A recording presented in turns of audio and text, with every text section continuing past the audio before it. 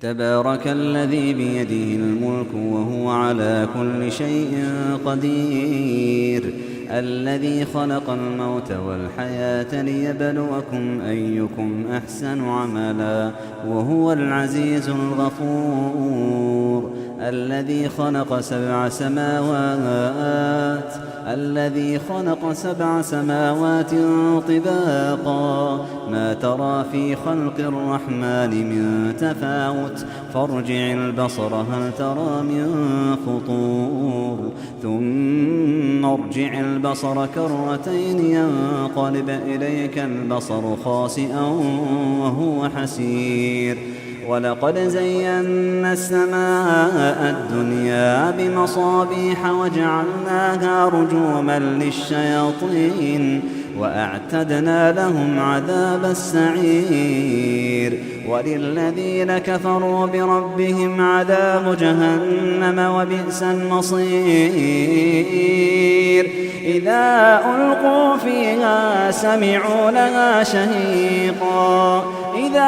ألقوا فيها سمعوا لها شهيقا وهي تفور تكاد تميز من الغيظ كلما ألقي فيها فوج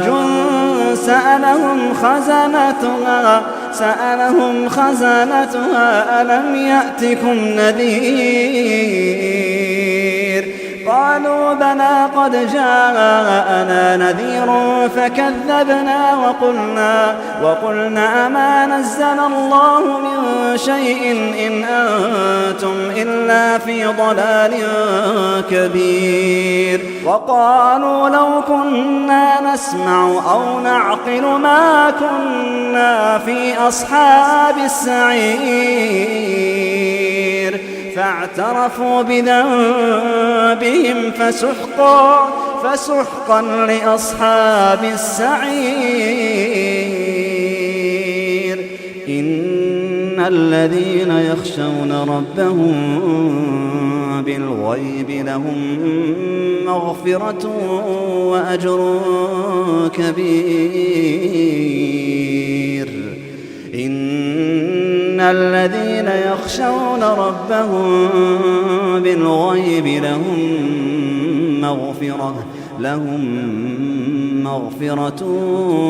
وأجر كبير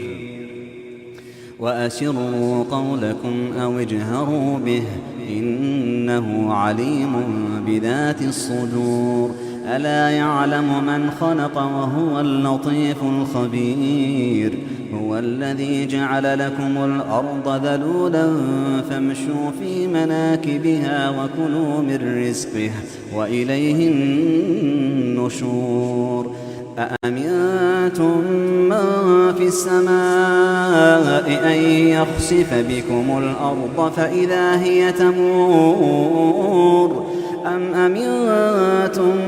من في السماء أن يرسل عليكم حاصبا فستعلمون كيف نذير ولقد كذب الذين من قبلهم فكيف كان نكير أولم يروا إلى الطير فوقهم صافات ويقبضن ما يمسكهن إلا الرحمن إنه بكل شيء بصير أمن هذا الذي هو جند لكم ينصركم من دون الرحمن إن الكافرون إلا في غرور أمن هذا الذي يرزقكم إن أمسك رزقه بل لجوا في عتو ونفور أفمن يمشي مكبا على وجهه أهدى أمن يمشي سويا على صراط